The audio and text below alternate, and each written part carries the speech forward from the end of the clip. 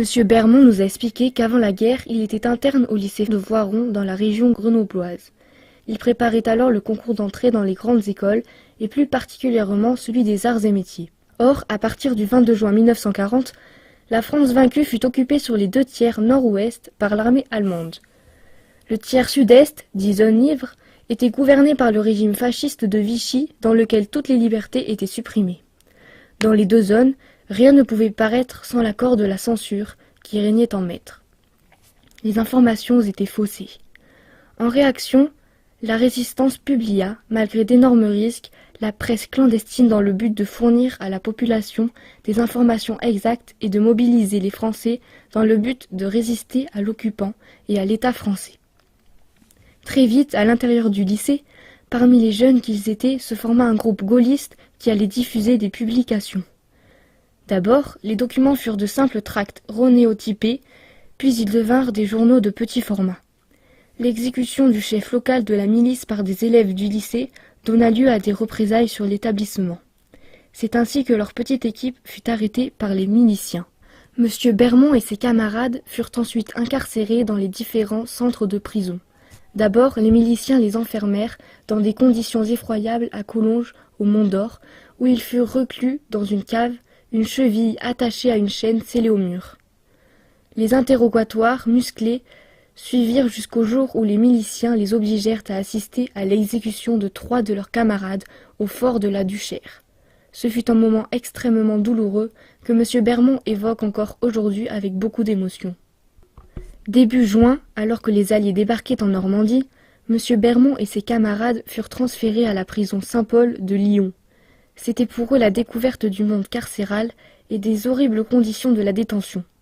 Entassement, saleté, prolifération de la vermine, cafards, puces, punaises, nourriture de famine et de plus infecte.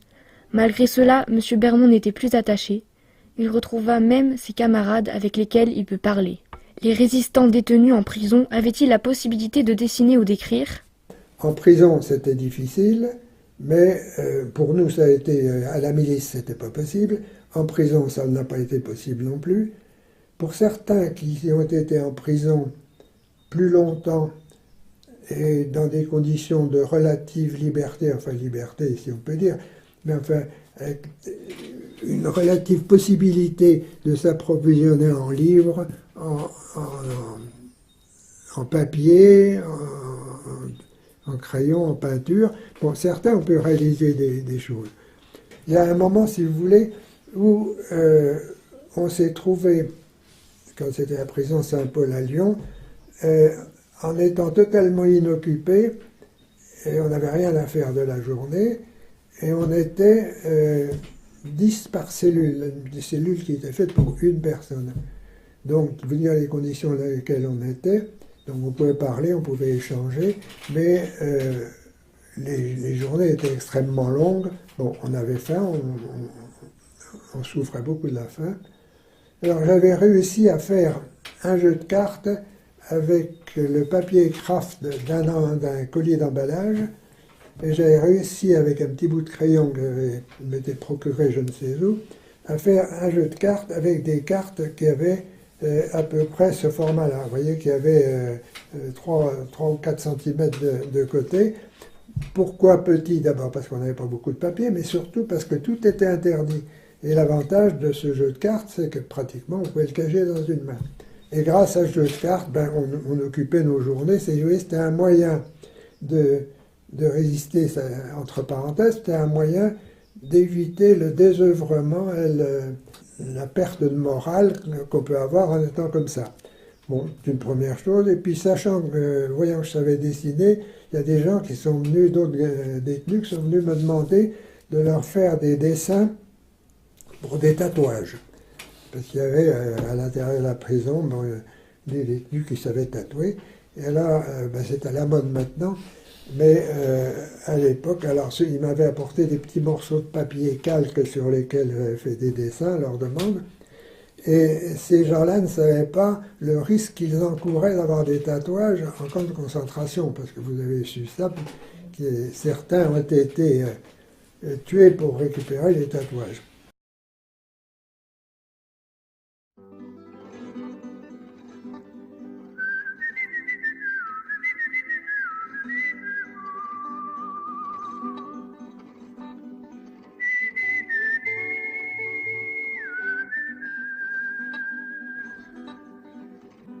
Au cours de notre entretien, M. Bermond nous a raconté comment l'art leur a permis de survivre en tant qu'hommes. M. Bermond, après avoir été emmené à la prison Saint-Paul, a été déporté dans le camp de Dachau en Allemagne. Comment l'art lui a-t-il permis de survivre dans les camps? Comment l'art lui a-t-il permis de garder son humanité? Le 29 juin 1944, les portes de la prison s'ouvraient pour eux, mais malheureusement pas sur la liberté. Ils étaient remis aux mains des Allemands et dirigés vers le camp de Dachau. Entassés dans des wagons plombés, ils commencèrent un voyage qui durera 3 jours et 3 nuits. Sans nourriture ni boisson, toute évasion d'un seul prisonnier entraînera l'exécution de tout le compartiment. Arrivés à Dachau, ils furent accueillis par les SS et leurs chiens. C'est le dépouillement total, les humiliations et la déshumanisation. La période de quarantaine qui suivra ne sera qu'une période de dressage pour les rendre utilisables dès l'arrivée en commando. Les SS voulaient faire d'eux des bêtes rendues dociles par la crainte et la faim. Il fallait se battre pour conserver sa dignité et rester un homme debout. Après, quand j'étais parti de Dachau pour aller dans le commando de Kempten, il n'y avait également pas beaucoup de possibilités de faire quoi que ce soit parce qu'on n'avait pas de matériel et qu'on n'avait rien, mais en plus qu'on était occupé 12 heures par jour à travailler, donc il n'y avait pas beaucoup de temps pour faire autre chose. Là, j'ai quand même fait quelques dessins à la demande d'un interprète qui, lui, faisait partie de ce que les Allemands appelaient des prominentes. C'est des gens qui sont un petit peu en marge, hein, qui ont certains petits avantages par rapport à nous. Donc il m'avait fourni un carnet d'écolier et des crayons de couleur sur lesquels je lui ai fait quelques dessins de la vie au camp, en échange de quelques morceaux de pain ou d'une assiette de soupe comme paiement. Et puis est arrivé le mois de novembre, le début décembre, l'hiver a commencé dans cette partie des forts Arlberg qui est un peu en altitude, on est à 700 mètres d'altitude là-bas. L'hiver 44 a été très très dur et on se rendait compte que les choses allaient beaucoup moins vite qu'on ne l'aurait souhaité, que les Alliés piétinaient dans les Ardennes et qu'on ne serait sûrement pas chez nous à Noël. Donc, à ce moment-là, les responsables ont bien senti que le moral baissait et qu'il était nécessaire de faire quelque chose. Donc, ils ont décidé que pour Noël, on ferait une grande fête, ne sachant pas à ce moment-là si pour Noël on aurait seulement un jour de repos, ça on ne savait absolument rien, mais ils ont pensé que c'était un moyen de remonter le moral. Donc tout le monde a été mis à contribution pour cette réalisation commune. Ceux qui avaient des talents artistiques de composition ont mis au point des sketchs ou des chansons ou des petites parties théâtrales, et puis les autres ont été mis à contribution matériellement pour la réalisation d'un véritable théâtre qu'on avait fait qu'on avait programmé et qui serait monté au dernier moment. Il faut se rendre compte que on n'a rien, on n'a pas de matériel, et il faut tout apporter, tout importer dans notre bloc. De l'usine ou des chantiers extérieurs, on a ramené dans le camp une foule de matériel qu'on a réussi à faire passer à la fouille, qu'on a réussi à faire passer à travers, au nez à la barbe de nos SS qui nous gardaient. Tout ça, ça a pris 15 jours, 3 semaines, donc pendant ce temps-là, tout le monde était motivé, et puis la réalisation a été parfaite. Il y a eu, finalement, on a eu un jour de repos ce jour-là, les sketchs étaient merveilleux. Bon, pendant quelques heures, on a rêvé un petit peu, et alors c'était tellement bien que le SS qui est à l'intérieur du bloc en permanence est vite allé prévenir ses copains en disant « mais il y a les Français qui sont en train de faire quelque chose ». Donc ils sont venus se mettre au premier rang et ils ont profité du spectacle sans se rendre compte que la plupart du temps, dans tous les sketchs qu'il y avait, c'était eux qui faisaient l'objet de la raillerie générale. On se moquait de... Bon, comme ça se passait en français et qu'eux ne comprenaient pas le français, ça allait bien. Mais enfin, quelquefois, c'était un petit peu forcé. Et l'aventure aurait pu se terminer là. Malheureusement, il a fallu payer l'addition après. Parce que l'histoire est venue aux oreilles du commandant du camp. Et le lendemain matin, au moment de l'appel, les Français ont été obligés de rester dehors. Et les SS sont rentrés dans le bloc avec des corbeilles à linge comme ça, et ils ont vidé tout ce qu'ils ont trouvé, qui était interdit, qu'on avait à l'intérieur du bloc. Alors la première punition, c'est pas nous qui l'avons eue, c'est les gardiens, parce que comme les gardiens avaient laissé passer tout ça, c'est eux qui étaient responsables. Et la punition, nous, on l'a eue 15 jours après, en une séance de pelote, c'est-à-dire que il y avait de la neige, il faisait froid, et on nous obligeait à courir pendant 2 heures dans la neige, et au commandement du SS, à nous jeter à plat ventre dans la neige, et à nous relever et à recourir, si bien que au bout de 2 heures de ce manège-là, on était complètement trempés et épuisés, et on n'a plus qu'à nous mettre couchés, tout habillés et trempés, pour essayer de se sécher. Bon, ça, si vous voulez, moi je considère ça un petit peu comme un moyen de résister. Ça a permis de regonfler le moral de tout le monde, alors qu'on se demandait si on arriverait à passer les jours qui venaient, parce que le moral était vraiment au minimum.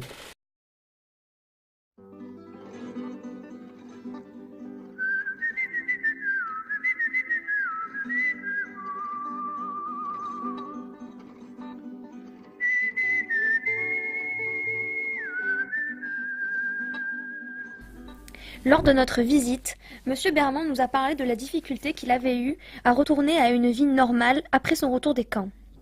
Mais comment a-t-il pu exprimer l'horreur des camps par ses dessins? Pourquoi a-t-il dessiné au retour des camps? Et que lui ont apporté ces dessins?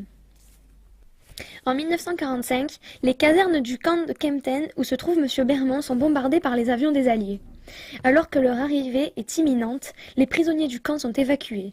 Après des heures de marche, M. Bermond et ses camarades arrivent à s'évader et courent se réfugier dans une grange. Ils seront secourus le lendemain par les Alliés.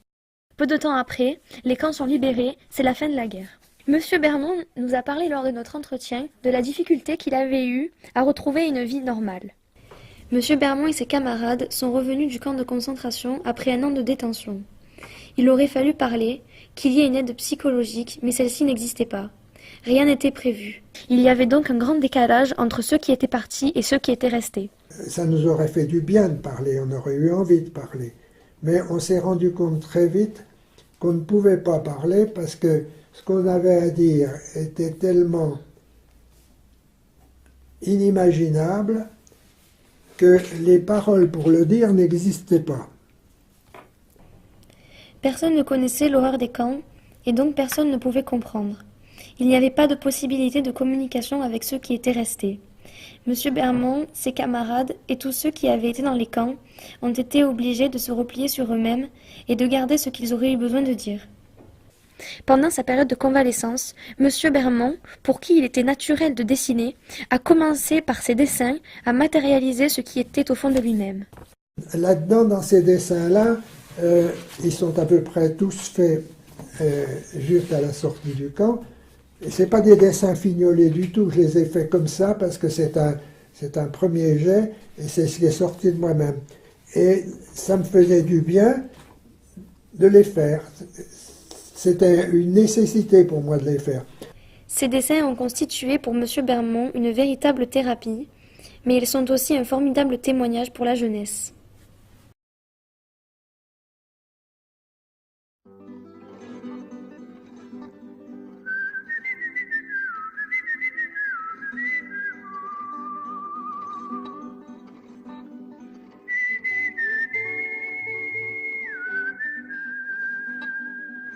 Au cours de notre entretien, nous avons ressenti que M. Bermond avait besoin de témoigner.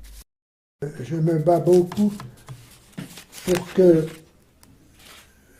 on arrête la violence qui est autour de nous, pour qu'on fasse preuve de tolérance, qu'on essaie de comprendre l'autre, je dis l'autre en général, comprendre dans sa différence, de l'admettre sa différence. C'est pas parce qu'on est différent qu'on ne doit pas s'entendre. À quoi sert ce témoignage? Il met les jeunes en garde contre la montée du révisionnisme et du négationnisme, et il s'élève contre la xénophobie, le racisme, les violences, les haines, les extrémismes de toutes sortes. Il prêche l'humanisme, la tolérance, mais aussi la vigilance pour défendre la liberté et éviter le retour de pareilles catastrophes. Il le fait pour que l'on sache que cela a vraiment existé et que cela pourrait encore se reproduire. Que l'on sache que le racisme, la xénophobie et la haine peuvent produire les mêmes effets. Que l'on sache que l'on doit conserver notre liberté de jugement vis-à-vis de toute idéologie, quelle qu'elle soit. Que l'on sache que si le bonheur n'est pas possible sans liberté, la liberté n'est pas possible sans courage. Que l'on sache que des centaines de milliers de jeunes Européens ont payé de leur vie pour défendre cette liberté, notre liberté. Que l'on sache que c'est la solidarité et la fraternité qui ont transformé les victimes en vainqueurs. Oui, ben, ce que je voudrais surtout, comme je vois que vous vous intéressez beaucoup à ça, c'est que vous arriviez à transmettre par la suite, puisque vous serez peut-être mère de famille, je le souhaite, et vous aurez à le transmettre à vos enfants, le transmettre à ceux qui sont autour de vous. Vous avez la chance d'avoir la liberté, vous êtes né avec la liberté, vous ne savez pas ce que c'est que l'absence de liberté, mais la liberté c'est quelque chose de fragile, il faut savoir la défendre. Il faut que vous sachiez conserver votre liberté de jugement, c'est ça qui est très important. Parce que on a tendance dans les mouvements de masse à se laisser entraîner, parce que quelqu'un affirme quelque chose, même sans savoir, et c'est vrai, mais il l'affirme tellement bien qu'on a tendance à adhérer à son affirmation, et on part bille en tête et à l'action, on signe tous la pétition parce que c'est bien, parce que tout le monde fait comme ci.